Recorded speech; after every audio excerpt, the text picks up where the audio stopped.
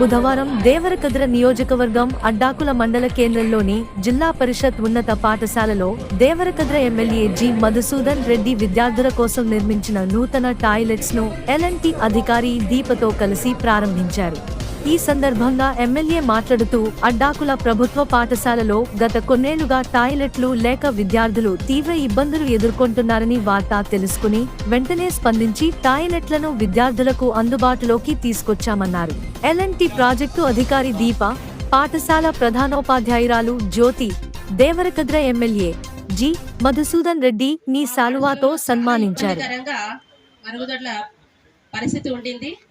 అయితే మన MLA sir గారికి ఈ విషయము తెలిసి సార్ ప్రోత్సాహంతో ఎలాంటి వాళ్ళు మీకు సెలవుల అనంతరం లోపల మీకు మరుగుదొడ్లు నిర్మించిస్తామని చెప్పి అదే ప్రకారంగా మా పాఠశాలకి అనుకున్న అదే తడవుగా మంచిగా నిర్మించి మొత్తము గర్ల్స్కి 6 టాయిలెట్స్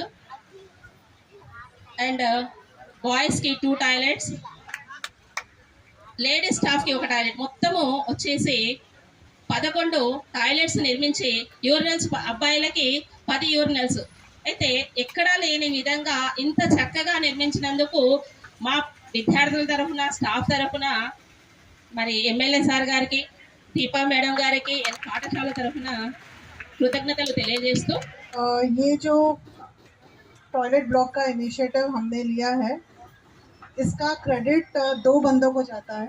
एक हमारे संतोष प्लीज,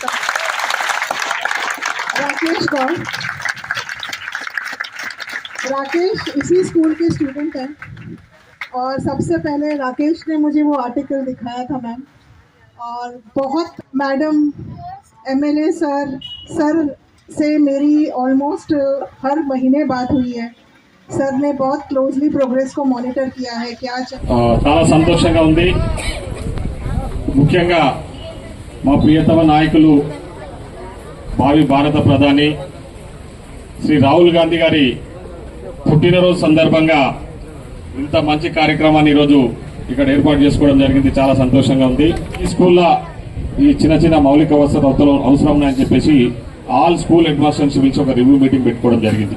ఒకరోజు నేను ఒక పేపర్లో చూడడం జరిగింది. నా దృష్టికి వచ్చింది ఏంటంటే ఇక్కడ ఉన్న అమ్మాయిలు చాలా మంది స్కూల్ బైకాట్ చేసి స్కూల్ ముందే టాయిలెట్స్ లేక ధర్నా చేస్తున్నారని చెప్పేసి నేను పేపర్లో ఆర్టికల్ చూసి వెరీ నెక్స్ట్ డే నేను స్టేట్ అవే స్కూల్కి రావడం జరిగింది. ఇక్కడ అడ్మినిస్ట్రేషన్ వాళ్ళకి చెప్పి ఏం జరుగుతుంది ఆ స్కూల్లో ఇంతకు టాయిలెట్స్ లేకపోవడం ఏంది, ఎందుకంటే దాదాపు నాకు తెలిసి ఈ స్కూల్లో అమ్మాయిలే 300 మంది దాకా చదువుకుంటున్నారని చెప్పి నాకు సమాచారం ఉంది.